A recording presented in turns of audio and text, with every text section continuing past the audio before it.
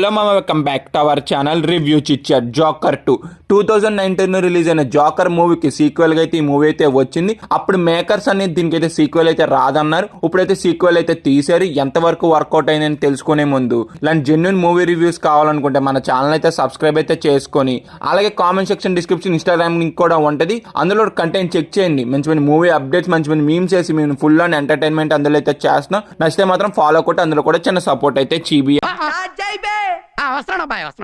అండి. ఆర్థర్ ఒక ఆరుగురిని అయితే చంపుతాడు, ఇంక్లూడింగ్ తన మదర్ తో సహా. అప్పుడు తనకి సెక్స్ చేసి జైల్లో అయితే ఉంటాడు. అక్కడ ఉన్న వాళ్ళతో కూడా మంచిగా ఫన్నీగా అయితే ఉంటా. అప్పుడు తనకి అక్కడ లీ అయితే పరిచయం అయితే అవుద్ది. లీ పరిచయం అయ్యాక ఏమైంది, అసలు లీ బ్యాక్ స్టోరీ ఏంటనేది మనం మూవీ చూసి అయితే తెలుసుకోవాలి. ఇక మూవీ చూసాకైతే నాకైతే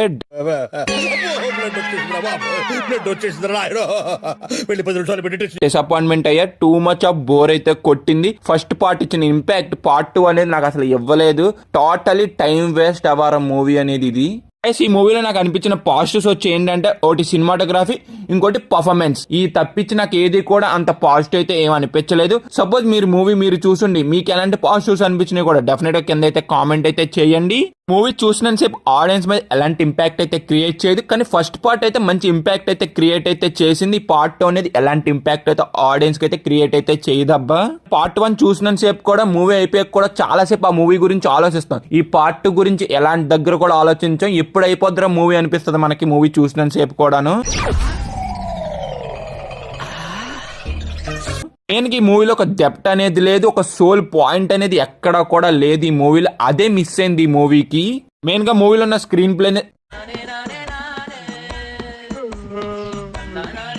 అస్సలైతే బాగోలే. టూ మచ్ ఆఫ్ బోర్ అయితే కొడద్ది. చాలా స్లో నెరేషన్ తో చెప్పాలనుకున్నారు, కానీ ఎక్కడా కూడా వర్కౌట్ అయితే అవ్వలేదు ఆ నెరేషన్ అనేది. మనకి మూవీలో ఒక ట్విస్ట్ కానీ, ఒక ఎగ్జైట్ చేసే సీన్ కానీ ఏమీ ఉండదు. అసలు two much of bore narration తోనే ఉండదు త్రూ అవుట్ మూవీ మొత్తం కూడాను. చూసినంత సేపు కూడా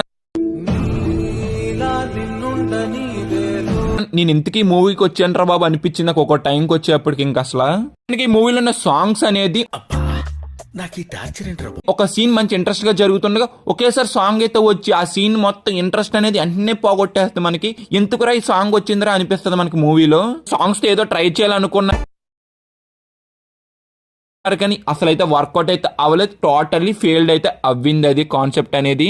మూవీ యొక్క రన్ టైం వచ్చి 2 hours 20 minutes ఉన్నా కానీ మూవీ చూసినంత సేపు కూడా ఒక 3 hours మూవీ చూసినట్టు ఫీలింగ్ అయితే వస్తుంది.